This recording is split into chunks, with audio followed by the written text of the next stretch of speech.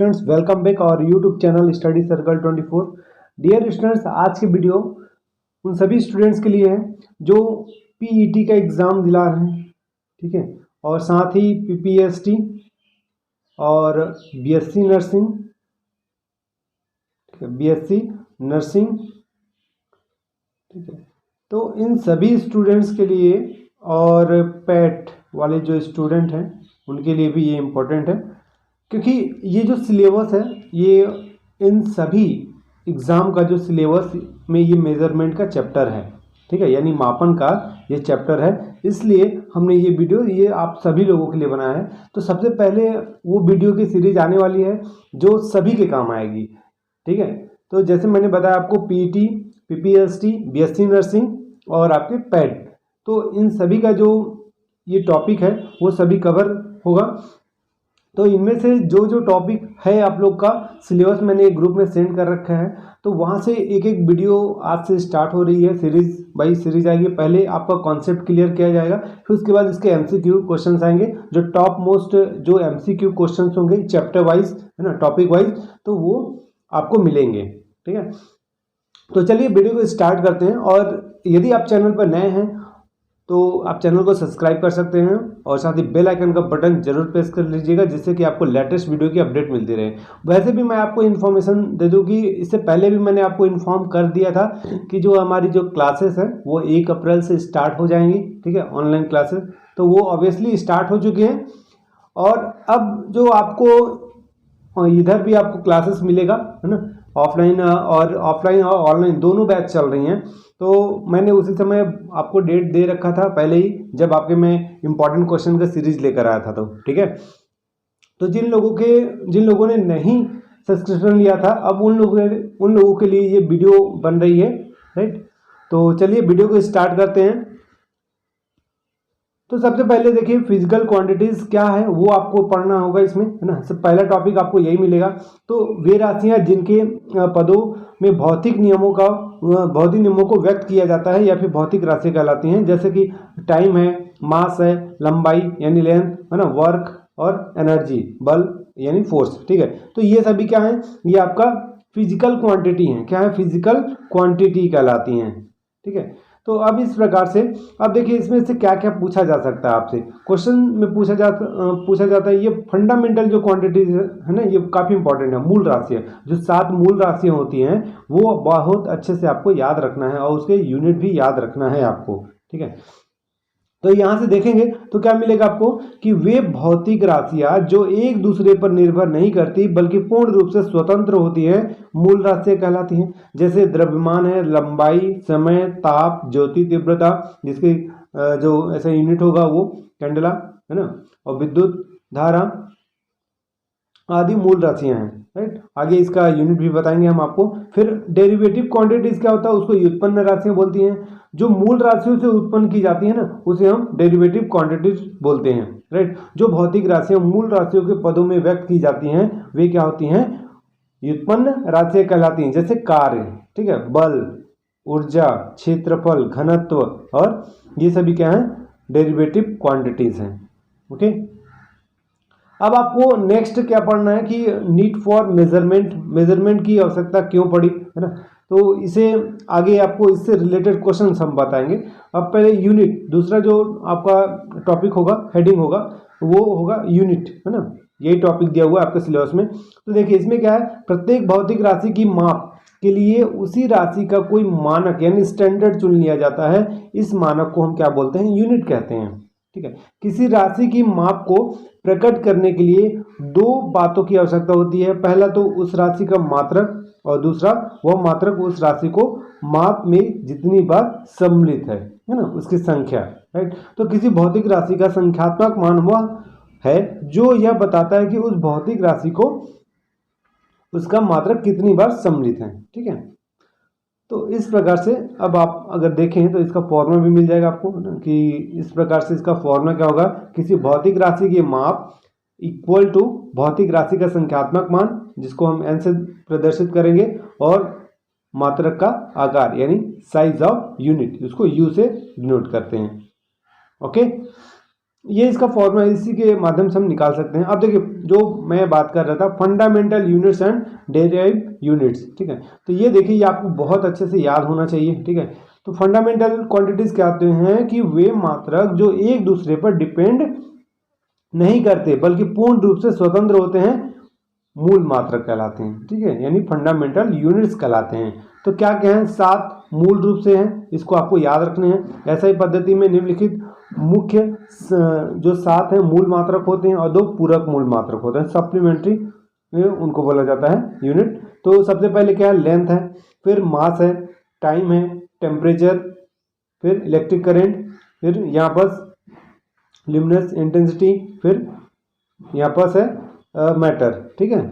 तो अब इनमें से देखिए इसका यूनिट आपको मूल मात्रक के रूप में याद रखना है। लंबाई का क्या होता है, लंबाई को हम किस में मेजरमेंट करते हैं, मीटर के फॉर्म में।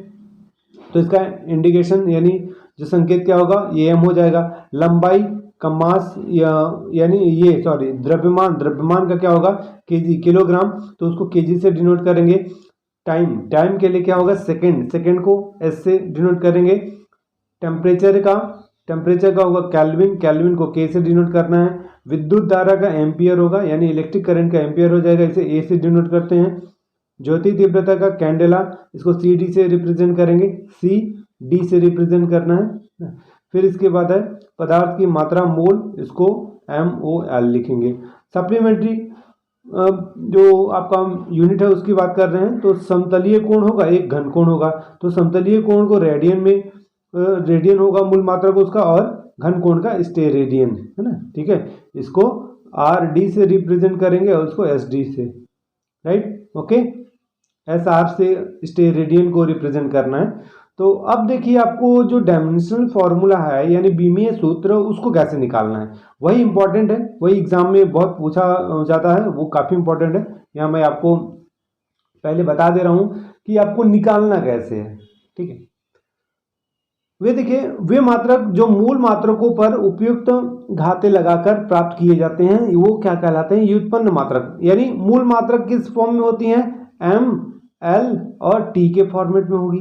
तो इसमें क्या बोला, इसका पावर लगाकर, यानी इसमें पावर लगाना है ABC। तो ABC का जो वैल्यू आपको कुछ ना कुछ मिलेगा।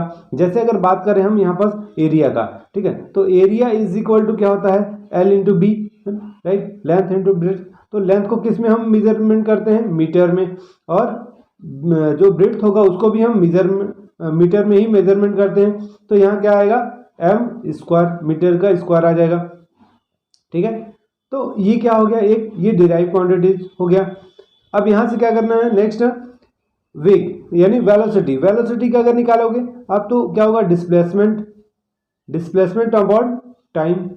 तो डिस्प्लेसमेंट क्या हो गया आपके पास, ये हो गया डिस्टेंस, है ना। तो यहाँ से हम इसके लिए अप्लाई कर सकते हैं, और फिर टाइम, ओके।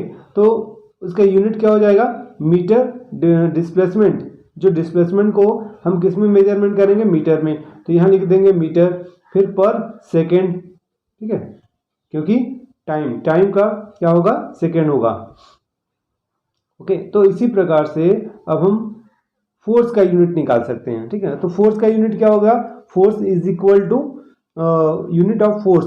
तो यूनिट ऑफ फोर्स क्या हो जाएगा आपके पास, kilogram into metre upon second square, ठीक है। तो ये क्या होता है, न्यूटन होता है, राइट। जो बल का मात्रक होता है, यूनिट ऑफ फोर्स होगा, वो न्यूटन होता है, राइट। अब देखिए बीमाय, तो बीमाय के रूप में कैसे फॉर्म में आपको यूज करना है, M, L, T और थीटा, राइट। तो इस प्रकार से जो ये मूल मात्रक हैं, तो इसमें आपको ये ब्रैकेट भी यूज करना होता है, इसका पावर भी यूज करना रहता है, ABC, है ना। तो अब देखते हैं किस प्रकार से आपको निकालना रहेगा, ठीक है। फिर से मैं बता देता हूं आपको, ध्यान दीजिएगा। अगर मान लीजिए वेलोसिटी का निकालना है, तो वेलोसिटी का क्या होगा, डिस्प्लेसमेंट और अपॉन टाइम। तो डिस्प्लेसमेंट क्या है, एक टाइप का लंबाई है, लेंथ है ना, और टाइम के लिए हम T यूज कर लेते हैं, राइट। तो अब इसको क्या करेंगे, T को ऊपर ले जाएंगे, मतलब इनवर्स में कन्वर्ट हो जाएगा ये, ठीक है। तो LT इनवर्स हो गया, ओके, इतना आ गया। अब आपको पूरा कंप्लीट लिखना है, तो M0 यानी m⁻0 LT इनवर्स, ये ब्रैकेट क्लोज कर दीजिए आप, ठीक है। तो ये आ गया आपके पास डायमेंशनल फॉर्मूला, ठीक है। बीमीय सूत्र किसका? वेग का। ओके, अब कुछ इंपॉर्टेंस है ना, कुछ इंपॉर्टेंस डायमेंशनल फॉर्मूला है जो एग्जाम में अक्सर पूछे जाते हैं। ठीक है, तो देख सकते हैं सबसे पहले क्या दिया, एरिया। एरिया को क्या लिखेंगे? एल इंटू बी, है ना। तो लेंथ को भी हम एल से रिप्रेजेंट करेंगे और बी को भी हम, यानी ब्रेड्थ को भी लेंथ ही, ब्रेड्थ भी एक टाइप का लेंथ ही है, इसके यूनिट लिखेंगे तो क्या हो जाएगा? मीटर हो जाएगा। ठीक है, तो अब एल इंटू एल क्या हो जाएगा? एल स्क्वायर हो जाएगा। तो इसको अगर आप लिख रहे हैं तो क्या लिखेंगे? एम नॉट एल स्क्वायर और T not. Okay, next volume, आयतन। तो आयतन के लिए क्या करेंगे आप? तो आयतन दिया हुआ है लेंथ इंटू ब्रेड्थ इंटू और यहाँ थिकनेस दिया हुआ है। ठीक है, तो अब आयतन मतलब सबको मीटर में ही हम, ये सबकी लेंथ ही होगी एक टाइप से, तो लेंथ होगी तो एल इंटू एल हो जाएगा। ठीक है, तो इसका मतलब क्या हो गया? अब यहाँ पर हम निकालेंगे तो वॉल्यूम जब निकालेंगे तो यहाँ पर से एम नॉट एल क्यूब और टी नॉट हो जाएगा। ओके, नेक्स्ट देखिए डेंसिटी। डेंसिटी का क्या है आपके पास? डेंसिटी का है कि द्रव्यमान बटे आयतन होता है, मास बाई वॉल्यूम होता है, मास बाई वॉल्यूम होता है। तो मास, तो इसका तो एम यूज करेंगे। वॉल्यूम इससे पहले आपको मिला था एल क्यूब, इसको अप्लाई कर लेंगे तो क्या मिलेगा? M L minus 3 is a T of not. ठीक है, ये आ गया आपके पास। तो ये मिल गया आपको किसका? डेंसिटी का। ओके, अब नेक्स्ट है वेलोसिटी और स्पीड। ठीक है, इन दोनों के लिए हम निकाल सकते हैं। तो वेलोसिटी के लिए मैंने पहले ही बता दिया था। अभी देखिए एक्सेलरेशन यानी त्वरण के लिए निकालेंगे। तो त्वरण के लिए क्या होगा? जो फॉर्मूला होता है उसका, ये फॉर्मूला आपको याद होना चाहिए, है ना। तो वेग में परिवर्तन, ठीक है, डिफरेंस बिटवीन वेलोसिटी, वेग में परिवर्तन, तो वेग में परिवर्तन बटे समय। तो वेग में परिवर्तन क्या होगा? L T inverse upon T.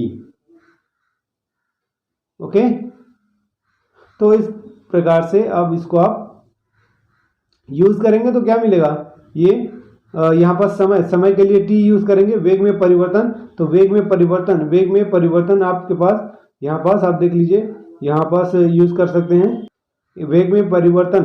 तो यहाँ पास इसका फॉर्मूला, तो परिवर्तन वेलोसिटी के लिए हम क्या यूज करेंगे? सीधा हम एल टी इनवर्स यूज कर रहे हैं यहाँ पास, है ना। और फिर इसके बाद यहाँ पर अपॉन में टाइम को टी से रिप्रेजेंट करेंगे। तो ये टी जब इनवर्स में कन्वर्ट होगा तो क्या होगा?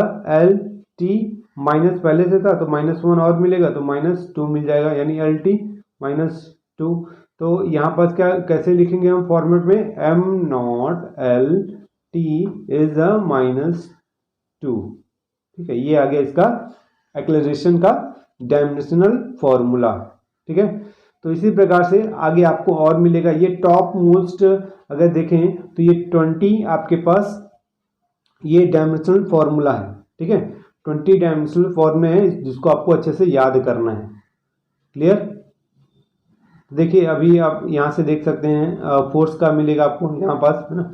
फोर्स का मिल जाएगा, फिर वर्क का मिलेगा, पावर का मिलेगा और मोमेंटम, इम्पल्स, टॉर्क। ठीक है, तो इसी मेथड पे ही आपको निकालना है। अभी जैसे मैंने बताया है तो आपको ये फॉर्मूला याद होना चाहिए ना कि फोर्स क्या होता है? एम इंटू ए, राइट। तो ए का भी आपने निकाला ना, एल टी -2 होता है तो आप लिखेंगे एम, मास के लिए एम लिखते हैं, फॉर ए के लिए आपने अभी निकाल रखा था एल टी इज अ -2, यही इसका डायमेंशनल फॉर्मूला होगा।